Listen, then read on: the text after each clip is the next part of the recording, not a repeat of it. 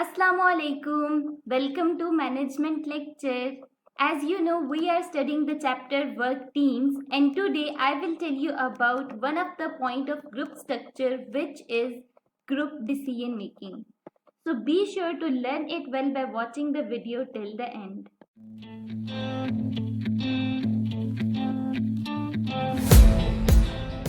So what is group decision making? Group decision making is a form of participative decision making where a group of individuals work together to solve a problem complex in nature. The group members try to discover and evaluate creative alternatives to solve a complicated problem. Group decision making क्या है कि जब number of individuals मिलकर एक particular problem को solve करने की कोशिश करते हैं, ठीक है, मिलकर, यानी पार्टिसिपेटिव डिसीजन मेकिंग। और जो प्रॉब्लम होता है वो कॉम्प्लेक्स इन नेचर है, यानी इंडिविजुअल जो है वो उस पर्टिकुलर प्रॉब्लम को सॉल्व नहीं कर सकता बिकॉज ऑफ इट्स कॉम्प्लेक्सिटी। सो हम लोग ऑर्गेनाइजेशन के अंदर एक ग्रुप बनाते हैं और उस ग्रुप को ये प्रॉब्लम असाइन कर देते हैं कि आप लोग इस प्रॉब्लम का सोल्यूशन दें, ठीक है, through participative decision making. Group members जो है वो उस पर्टिकुलर प्रॉब्लम पर रिसर्च करते हैं, ठीक है, नॉलेज गैदर करते हैं और उसके बाद they try to discover and evaluate creative alternatives, ठीक है। ग्रुप डिसीजन मेकिंग का थोड़ा बहुत कंसेप्ट हम लोग ग्रुप साइज के अंदर पढ़ चुके हैं, which is also one of the point of group structure. तो ग्रुप साइज के अंदर हम लोगों ने पढ़ा था कि जो लार्ज ग्रुप्स होते हैं वो ज़्यादा अच्छा जो है वो डिसीजन ले सकते हैं as compare to small groups. Large groups क्यों ज़्यादा अच्छे से डिसीजन मेकिंग कर सकते हैं? Because of their diverse input. Large groups के अंदर ग्रुप मेंबर्स की तादाद जो है वो डजन या फिर इससे ज़्यादा होती है। तो ग्रुप मेंबर्स जो है वो मिलकर पहले तो उस पर्टिकुलर प्रॉब्लम से रिलेटेड इंफॉर्मेशन गैदर करते हैं, फिर हर बंदा जो है वो अपना अपना सोल्यूशन देता है, ठीक है, और वो सोल्यूशन जो है वो क्रिएटिव इन नेचर होता है। फिर उन सॉल्यूशंस को स्टडी करने के बाद एक सॉल्यूशन पर सब मुत्तफिक होते हैं and that is the final solution to solve a complicated problem, ठीक है। सो इस तरह से ग्रुप डिसीजन मेकिंग होती है, इसलिए हम इसे पार्टिसिपेटिव डिसीजन मेकिंग भी कहते हैं, ठीक है। सो आई होप कि आपको ग्रुप डिसीजन मेकिंग की समझ आ गई होगी कि what is group decision making. So next is what advantages do group decisions have over individual decisions. अब एक बात का तो आपको पता चल गया है कि जो प्रॉब्लम एक इंडिविजुअल सॉल्व नहीं कर सकता उसके लिए हम लोग एक ग्रुप बनाते हैं ऑर्गेनाइजेशन के अंदर, उसे वो पर्टिकुलर प्रॉब्लम असाइन करते हैं और कहते हैं कि भी इस प्रॉब्लम का सोल्यूशन हमें दें, ठीक है। One is that groups generate more complete information and knowledge. They bring a diversity of experience and perspectives to the decision process that an individual can't. अब यहाँ पर ये जो diversity of experience and perspectives to the decision process है जो कि एक individual के पास नहीं होता, तो ग्रुप के अंदर वो क्यों होता है? बिकॉज ग्रुप के अंदर नंबर ऑफ इंडिविजुअल्स होते हैं, ठीक है, और हर इंडिविजुअल का अपना अपना एक्सपीरियंस होता है, अपनी अपनी इंटरपर्सनल स्किल्स होती हैं, ठीक है, और उसकी बुनियाद पर जो है वो वहाँ पर डिसीजन मेकिंग कर रहा होता है, ठीक है, अपना सोल्यूशन दे रहा होता है। In addition, groups generate more diverse alternatives because they have a greater amount and diversity of information. Next, groups increase acceptance of a solution, which is one of the advantage of group decision. कि वहाँ पर जो acceptance of solution है वो क्या होती है? ज़्यादा होती है। Group members are reluctant to fight or undermine a decision that they help develop. Group members जो हैं वो उस डिसीजन को यानी एक्सेप्ट कर लेते हैं, वो उस पर लड़ाई झगड़ा नहीं करते, ठीक है, और उसको जो है वो थ्रेट नहीं करते, ठीक है। Finally, groups increase legitimacy. Decisions made by groups may be perceived as more legitimate than decisions made by one person. Another advantage of group decision making is to increase legitimacy, यानी increased correctness, increased rightness of the solution for the particular problem. सो जो groups decision लेते हैं वो ज़्यादा accurate होते हैं as compare to जो एक इंडिविजुअल डिसीजन लेता है उसकी बनस्बत, ठीक है। So advantages of group decision making के अंदर हम लोगों ने क्या क्या चीज़ें स्टडी की कि ग्रुप्स के पास कंप्लीट नॉलेज एंड इन्फॉर्मेशन होता है, ठीक है, they have the diversity of experience. Number 3, they generate more diverse alternatives. Number 4, they increase the acceptance of solution and number 5 कि groups increase legitimacy. So next slide is, in addition, decision effectiveness is influenced by group size. Although a larger group provides more diverse representation, it also requires more coordination and time for members to contribute their ideas.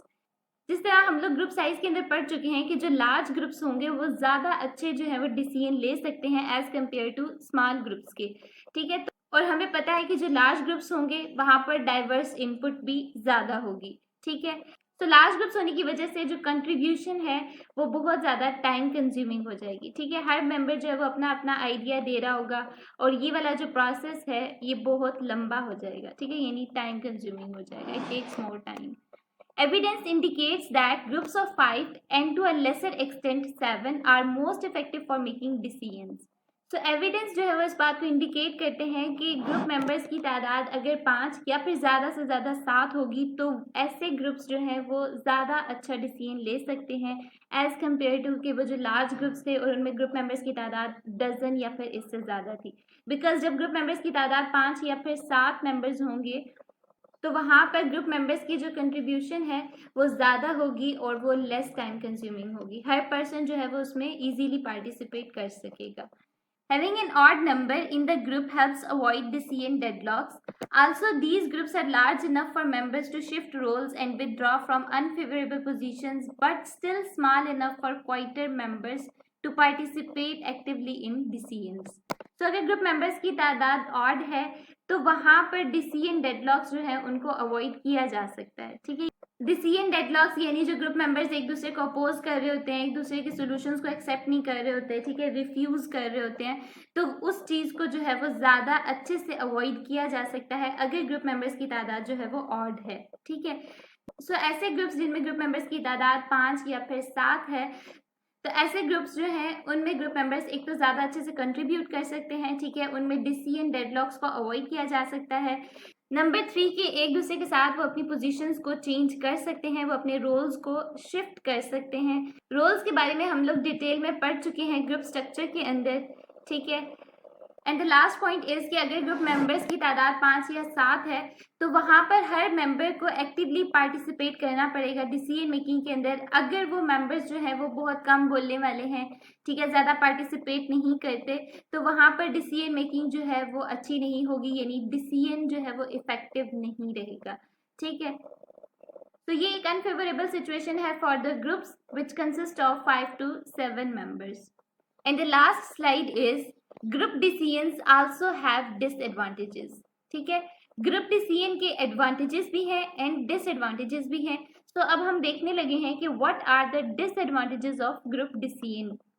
One is that groups almost always take more time to reach a solution than it would take an individual, ठीक है। Groups जो है वो ज़्यादा time लेते हैं particular problem को solve करने के लिए as compare to an individual, because groups के अंदर क्या होता है कि हर इंडिविजुअल जो है वो उस पर्टिकुलर प्रॉब्लम को स्टडी करता है, ठीक है, इन्फॉर्मेशन गैदर करता है, देन वो अपना सोल्यूशन देता है और फिर एक सोल्यूशन को सिलेक्ट करना और उस पर सारे ग्रुप मेंबर्स का एग्री होना। So this process takes a lot of time, so that's why group जो है वो ज़्यादा टाइम लेते हैं to reach a particular solution then an individual. Another is that a dominant and vocal minority can heavily influence the final decision. Group के अंदर एक ऐसा पर्सन जो कि बहुत ज़्यादा दबदबे और रोब वाला है, ठीक है, यानी उसकी बहुत ज़्यादा सुनी जाती है ग्रुप के अंदर, ऑल्दो कि वो एक वोकल माइनॉरिटी है, तब भी जो उसका फैसला होता है वो फाइनल डिसीजन के ऊपर जो है वो बहुत ज़्यादा असर रखता होता है, ठीक है। In addition, groupthink can undermine critical thinking in the group and harm the quality of the final decision. इसके अलावा जैसे कि हम लोग पढ़ चुके हैं कि ग्रुप्स के अंदर बहुत ज़्यादा डिस्प्यूट्स अकर होते हैं, कॉन्फ्लिक्ट्स अराइज होते हैं बिकॉज ऑफ कि हर मेंबर जो है वो दूसरे मेंबर के डिसीजंस को अपोज कर रहा होता है, रिफ्यूज कर रहा होता है, ठीक है, वहाँ पर क्रिटिकल थिंकिंग बहुत ज़्यादा होती है। सो इसकी वजह से जो फाइनल डिसीजन है उसकी क्वालिटी जो है वो रिड्यूस हो जाती है, ठीक है। Finally, in a group, members share responsibility, but the responsibility of any single member is ambiguous, ठीक है।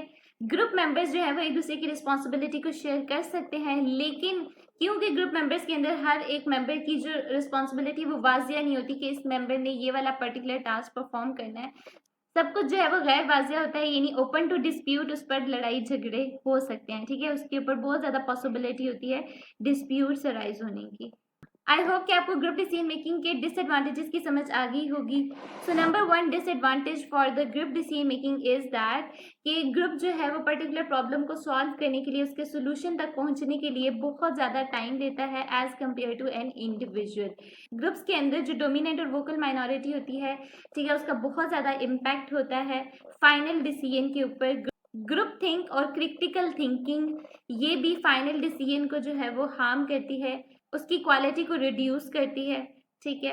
एंड लास्ट इज कि ग्रुप मेंबर्स जो है एक दूसरे के साथ अपनी रिस्पॉन्सिबिलिटी शेयर कर सकते हैं, लेकिन ग्रुप मेंबर्स को अपनी रिस्पॉन्सिबिलिटी के बारे में वाजिया तौर पर नहीं पता होता और इस वजह से जो है वो ग्रुप्स के अंदर डिस्प्यूट्स अराइज हो सकते हैं, यानी ये एक चांस है which is open to disputes. So see this diagram, इस डायग्राम के अंदर आपको डिसीजन मेकिंग के बारे में बताया जा रहा है। सब यहाँ पर उन्होंने बताया हुआ है कि डिसीजन मेकिंग किस किस तरह से हो सकती है, ठीक है।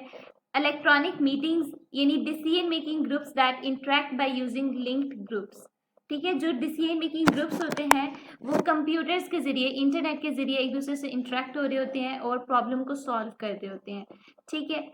Brainstorming and idea generating process that encourages alternatives with holding criticism, ठीक है। ब्रेनस्टॉर्मिंग जो है वो एक प्रोसेस है आइडिया जनरेशन का, ठीक है।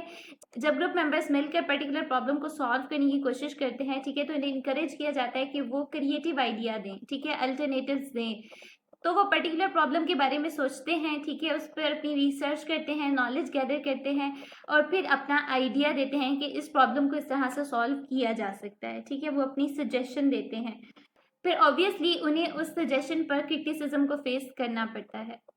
And last is nominal group technique. Nominal group technique के अंदर क्या होता है? A group decision making technique in which group members are presented with a problem, each member independently write down his or her ideas on the problem, ठीक है, and then group members present one idea to the group until all ideas have been presented. No discussion take place until all ideas have been presented. So nominal group technique के अंदर क्या होता है कि group members को एक problem जो है वो प्रेजेंट किया जाता है और फिर कहा जाता है कि आप अपना अपना सोल्यूशन जो है वो इस प्रॉब्लम से रिलेटेड अपना अपना आइडिया जो है वो लिखें, ठीक है। और जब सब ग्रुप मेंबर्स जो है वो अपना अपना आइडिया लिख लेते हैं तो फिर हर ग्रुप मेंबर को कहा जाता है कि वो अपना आइडिया आप प्रेजेंट करें, ठीक है। फिर हर एक का आइडिया को देखा जाता है और उसके बाद जो सबसे बेहतर आइडिया उन्हें लगता है उसको सिलेक्ट कर लेते हैं। No discussion take place until all ideas have been presented. जब तक के सारे आइडियाज यानी हर ग्रुप मेंबर अपना अपना आइडिया प्रेजेंट नहीं कर लेता तब तक उस पर कोई डिस्कशन नहीं की जाती, ठीक है। इससे क्या होता है कि ग्रुप मेंबर्स का जो कॉन्फिडेंस है वो लूज नहीं होता अपने आइडिया को लेकर और हर ग्रुप मेंबर जो है वो अपना आइडिया ज़्यादा अच्छे से प्रेजेंट कर पाता है, ठीक है। तो इस तरह से ग्रुप डिसीजन मेकिंग के अंदर क्रिएटिविटी को इंक्रीज किया जाता है, ठीक है। आई होप कि आपको ग्रुप डिसीजन मेकिंग की अच्छे से समझ आ गई होगी। If you have any question related to group decision making, put it in comment section, I will definitely reply you. And don't forget to subscribe this channel for amazing management lectures. Happy learning!